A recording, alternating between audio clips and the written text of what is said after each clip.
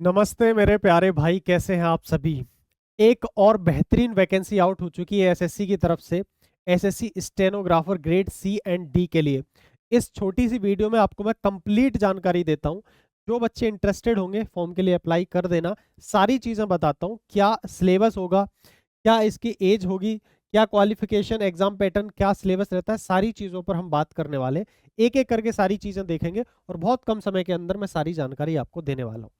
एक बार पहले देखते हैं नंबर ऑफ वैकेंसीज कितनी है। तो आप देखना 731 वैकेंसी आउट हुई है एसएससी स्टेनोग्राफर में। लेकिन क्या इतनी ही वैकेंसी रहेंगी? नहीं भाई, वैकेंसी 100% बढ़ेंगी। इस चीज का ध्यान रखना। ये वैकेंसी बढ़ जाएंगी और 1500-1600 के आसपास तो इतनी तो पहुंचेंगी पहुंचेंगी 100%। ये मेरी पूरी उम्मीद है, ठीक है। स्टेनोग्राफर ग्रेड सी और डी की वैकेंसी है। क्या सिलेबस होगा, क्या आपको पढ़ना होगा, क्या स्किल टेस्ट होता है, सारी चीजें बताऊंगा। उससे पहले आप ये देख लो कि फॉर्म कब भरे जाने शुरू होंगे। 24 अप्रैल 2026 से 15 मई 2026 तक आप अप्लाई कर सकते हो फॉर्म को, ठीक है। और लास्ट डेट जो रहने वाली है वो 15/5/2026 है, मैंने बता दिया है। ऑनलाइन फीस की last date, online fees 100 rupees fees होगी जनरल के लिए, जो कि आप जानते हो जनरल ईडब्ल्यूएस। ओबीसी के लिए बाकी छूट होगी उसमें। तो 16/5/2026 ये आपकी लास्ट डेट रहेगी। करेक्शन विंडो है, 1 दिन मौका मिलता है आपको, अगर कोई गलती कर देते हो फॉर्म में भर के तो वो सही करने का। इसके बाद कंप्यूटर बेस्ड टेस्ट। मेन चीज है एग्जाम कब होगा, तो जुलाई से अगस्त 2026। एग्जैक्ट डेट नहीं दी है एसएससी ने, लेकिन बोला है जुलाई से अगस्त के बीच में आपका एग्जाम हो जाएगा। और बड़ी बात यह कि ज्यादा दिन इनका एग्जाम चलता नहीं है। पिछली बार भी 9 शिफ्ट में इसका एग्जाम हुआ था। यानी कि आप ऐसा मान के चलो 3 दिन, 3 दिन इसका मुश्किल से एग्जाम चलता है। तो जुलाई में भी हो सकता है एग्जाम और जा हो सकता है अगस्त में हो, 2 या 3 दिन में एग्जाम करा लेते हैं, ठीक है। अब देखते हैं एक बार एज लिमिट की अगर मैं बात करूं। अगर आप अप्लाई कर रहे हो ग्रेड सी के लिए तो 18 से 30 साल की उम्र चाहिए।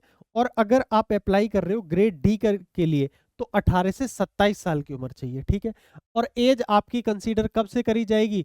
1 अगस्त 2026 से आपकी एज कैलकुलेट करी जाएगी। इसके हिसाब से ही आप अपनी एज को कंसीडर करते हुए चलेंगे, ठीक है भाई।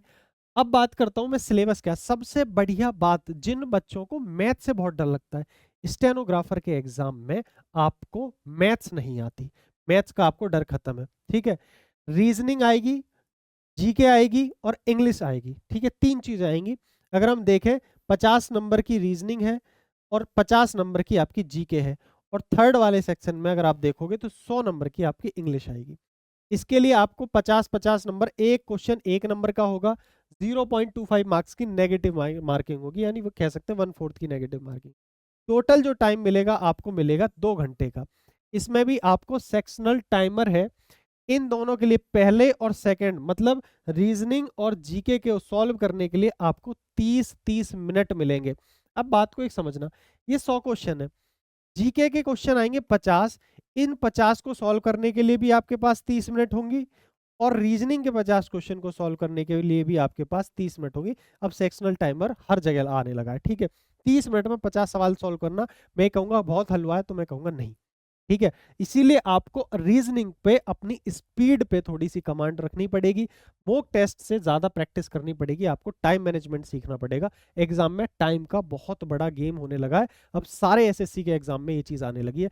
इस चीज का तुम अच्छे से ध्यान रखना, ठीक है। साफ बोला है, 30 मिनट पार्ट 1 और पार्ट 2 के लिए। ये पार्ट 2 इसको बोल रहा है, ठीक है। 60 मिनट फॉर पार्ट 3 के लिए, 30 मिनट ईच, इन दोनों के लिए 30-30 मिनट। इसके लिए आपको मिलेंगे 60 मिनट। तो 60 मिनट 100 क्वेश्चन के लिए काफी है, इसमें कोई दिक्कत नहीं है। लेकिन दिक्कत अगर आएगी तो शायद और शायद सिर्फ आपको एक चीज में आएगी, 30 मिनट में 50 सवाल सॉल्व करने रीजनिंग के। बहुत मुश्किल नहीं है, कर सकते हो, लेकिन फिर भी आपको थोड़ी सी टाइम मैनेजमेंट की प्रैक्टिस करके जाना पड़ेगा मॉक टेस्ट के थ्रू। ये चीज का आप ध्यान रखना। और मॉक टेस्ट अगर आपको नहीं पता है तो scaleupofficial.com, स्केलअप ऑफिशियल वाली अपनी वेबसाइट पर जाओ या एप्लीकेशन पर भी जाओगे तो वहां पर टेस्ट सीरीज है बहुत सस्ती, 99 रुपीज में भी आप टेस्ट सीरीज को ले सकते हो। वहां से आप मॉक टेस्ट लगा सकते हो, ठीक है। बाकी इसके बाद आपका स्किल टेस्ट होगा।